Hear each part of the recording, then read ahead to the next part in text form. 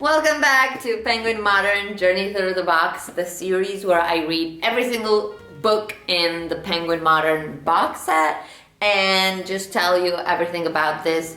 This is episode 9, so let's get into it. By the way, my name is Daniela and let's go.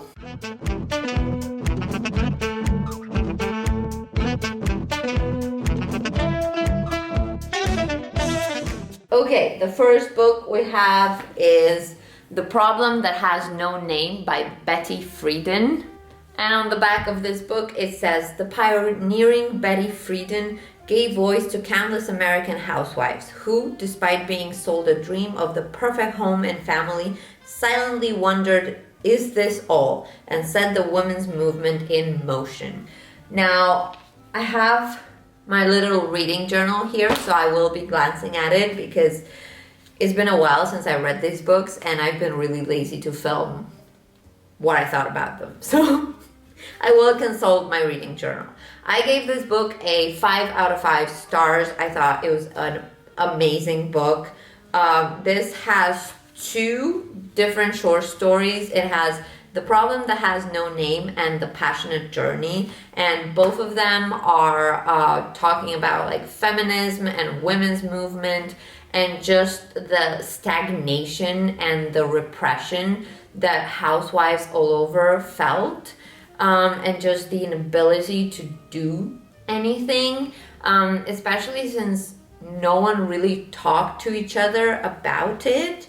At least that's the way I understood it. In the first one, like The Problem That Has No Name, you get the voice of multiple different housewives, and I thought that was so brilliant because you actually get to hear their opinion instead of just listening to the author talk and talk and talk. So I thought that was a nice break. Also, a quote I really like from this book was from the first short story was, but the chains that bind her in her trap are chains made up of mistaken ideas and misinterpreted facts, of incomplete truths and unreal choices. They are not easily seen and not easily shaken off. If I remember correctly, it was in the first short stories that also mentions just how important education is in the women's movement, because if women aren't educated, they don't know they can fight or aspire for more, and that's why everyone was complaining that once women go to college, they start getting ideas and start fighting, and that's mostly because that's the point they realize life isn't just being a housewife when you don't want to be a housewife. There's just so much more. And then the second story, The Passionate Journey. In the first page, there was a quote I liked. The first one is like, they were neurotic victims of penis envy who wanted to be men. It is sad now. This is like about the feminists and just the way people saw them as. And I just thought that was a really interesting sentence. But yeah, I mean, the whole book is talking about feminist ideas. Also, the second one concentrates more on saying that just because you're a feminist doesn't mean you hate men. You just hate the bad principles that were instilled. And it does, like this one. We do not fight with man himself, but only with bad principles. And it even gives an example of either one or a few women who had husbands that they absolutely adored, and their husband supported them. So like, not all feminists are lesbians, that's not how it works. But I thought it was such a nice book. The ideas and the thoughts that she put through were so well written and so well articulated. So I definitely recommend this book if you wish to read any from the Penguin Modern series. This is a great one. So this was The Problem That Has No Name by Betty Friedan. So this was the first book we're going to talk about. The next one is book 42. This is The Dialogue of Two Snails by Federico Garcia Lorca, and this was translated from Spanish by Taylor Fisher. And this is the book.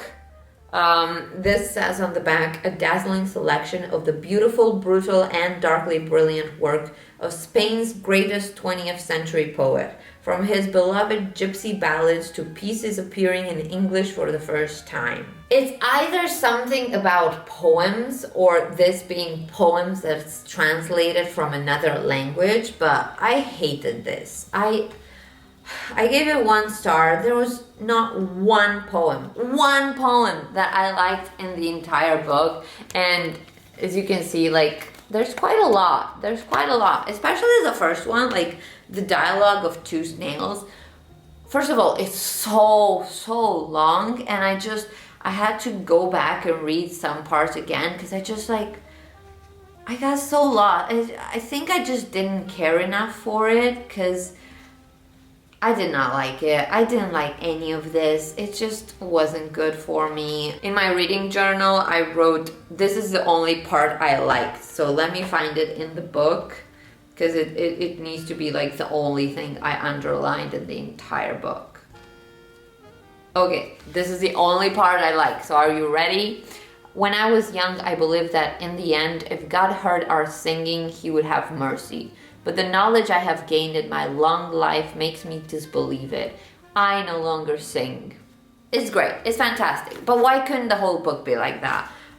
So this was a 1 star for me. I don't have anything to say about it because I didn't like it. I didn't understand it. Maybe it's a me problem, but I just didn't like it. So this is the dialogue of 2 snails. Now let's go to book 3, which is, what number? 43. So this is of Dogs and Wolves by Yuko Tsushima, as you can see.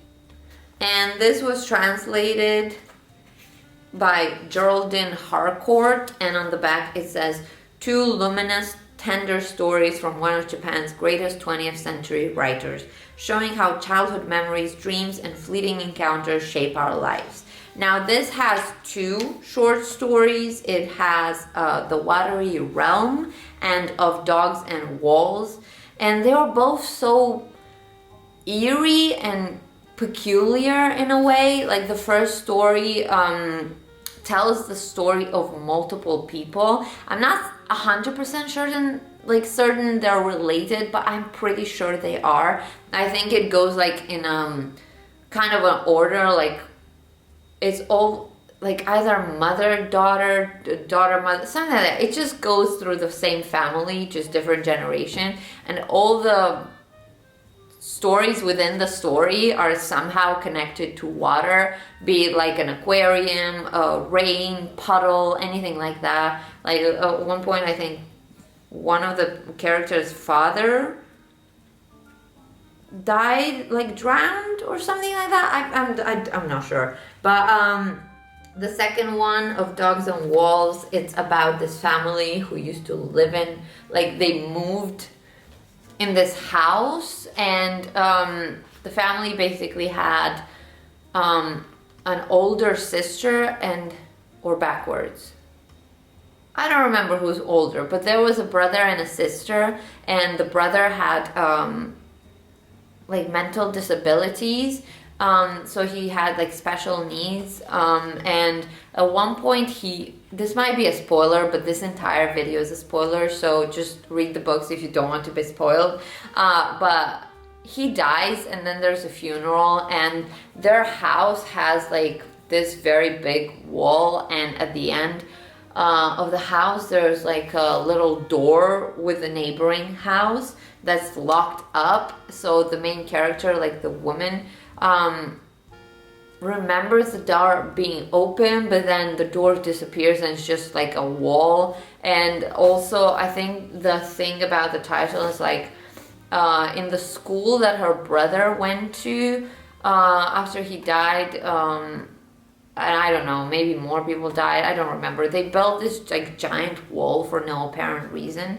Well, I think they did have a reason, but I don't remember. I don't remember what the reason was, but both stories were somehow strange. I don't know what it was about them. Reading them just gave you this feeling of strangeness. I know I'm making no sense, but just trust me. I gave this book 4.25 stars out of 5, so I clearly enjoyed it. There was something about it that just made me keep thinking about it. I did really enjoy the first story as well, with the water, and especially the first characters of the first story, like the mother and son, and them having to like save money to buy this aquarium and decoration and the whole fish thing. I liked it. And then the second story was pretty well narrated as well, so 4.25, and this is of dogs and walls. The next book is book number 44. This is Madame du Deffand and the Idiots by Javier Marcias. I hope I'm pronouncing that right. And this was translated by Margaret Jewel Costa. And on the back it says 5... What? Please do not fall. Whoa. Okay, we're good. 5 sparkling, irreverent, brief portraits of famous literary figures, including libertines, eccentrics, and rogues, from Spain's greatest living writer. I gave this a 4 out of 5 star, and now that I think about it, I'm not sure why, because I can't remember anything from this book. As it says on the back, the author takes 5 different personalities and just talks about them, like little snippets of their lives, and those personalities are Madame de Deffand, and the Idiots, Nabokov in Raptures, Jurna Barnes in Silence, Oscar Wilde After Prison, and Emily Bront, the Silent Mayor. I just like the narration of the author. Some of the people weren't, I wasn't as interested in, but I still enjoyed the author's writing. There's nice anecdotes about them. I didn't Google to check if all these stories are real or just made up by the author. I think they're real. But again, you can never be 100% sure. But yeah, it's just, I don't know, it was like watching a YouTube video about famous people, and they tell you a little bit about them, and you're like, oh, this is cool, and then you close the video and you can't remember any of those things. You just know that in the moment you're like, oh, that's cool, I'll remember that, and you never do. So this was the case of this book, and I'm not mad about it. If I have fun reading a book in the moment, that all it matters. I don't need every book to be academically challenging or to make me shift my life. No, I just need to have a good time with the book, and this was it. So this was book 44. This is Madame du Deffand and the Idiots. Now the last book that I'm going to talk about is book 45, and that is The Haunted Boy by Carson McCullers. And this book says, from a master of Southern Gothic, these moving stories portray love, sorrow, and our search for happiness and understanding. Now, I gave this book 3.75 out of 5 stars, and this book contains 3 stories: The Haunted Boy, The Sojourner, and A Domestic Dilemma, and they all tackle just dysfunctional families, if you will. And the first one is from the perspective of a boy who returns home and can't find his mother, so he keeps yelling for her to find her, and he's at his house with a friend, and he just keeps getting more panic that he can't find his mother. And as the story progresses, you find out that it's because one time his mother tried to commit suicide, and he's the one that found her, and then they took her to a hospital and then a mental institution to have her get better. And so now throughout the story he just panics, and after that his mother comes back home. He's like, oh, I'm sorry I'm late, I just went to buy some clothes, don't they look beautiful? And he's so shocked because he was scared. And when his father comes home, he tells him how he's really proud of him, because in those moments when it was just his father and him at home, because his mother was in the hospital, the father relied a lot on the son, and he didn't tell him as much, but he tells him now, and I thought that was a really nice story. Like, it had threads of the bizarre interwoven, but I did really enjoy the way it was narrated. The second story, The Sojourner, what was it about? It's about a man who goes back to New York for his father's funeral. He lives in Paris, but he goes back to New York. And there he calls up his like ex-wife, and he's like, "Oh, I'm in the city, how do you do?" And she invites him for dinner with her family before her and her new husband have to go to like the opera or theater or something like that. And he goes to visit, and there they even like prepared a cake for him because it was his birthday and he completely forgot about it. And at the dinner he talks about like his new girlfriend and her child and how they get along great, even though that's not the truth. And in the end he just leaves and goes back to Paris to his girlfriend and that kid, and it ends so abruptly. I just didn't fully understand it. I couldn't fully grasp it. But it wasn't bad. It's just strange. And then the third story, The Domestic Dilemma, it's from the perspective of a husband who comes back home, and their kids are like, we don't want to eat this toast, Dad, because it's very hot. And he tries it, and by hot they mean spicy, because his wife made it with paprika or pepper or something like that. So he goes upstairs to check on her, and she's like fully drunk, and that's a problem because that's just a constant state that she's in. She drinks a lot, and he doesn't want that around the children, because obviously I think it's because one time she like drank and then dropped one of the kids wrong or something like that. I don't remember fully right now, but is there like dilemma about how the wife is and just their relationship in general. And yeah, I mean, nothing happens in the end. That's the only thing I'm like, I don't understand these stories.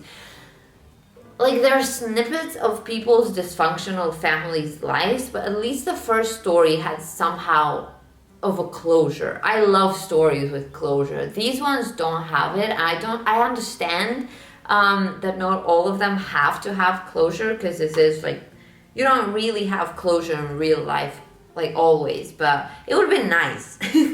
But this was book number 45, The Haunted Boy by Carson McCullers. Again, 3.75 stars. I did enjoy it, just not as much. And yeah, these are all the books that I was going to talk about today. 5 books. Overall, they're fine. I mean, a lot better than last time when like 3 books had 1 star.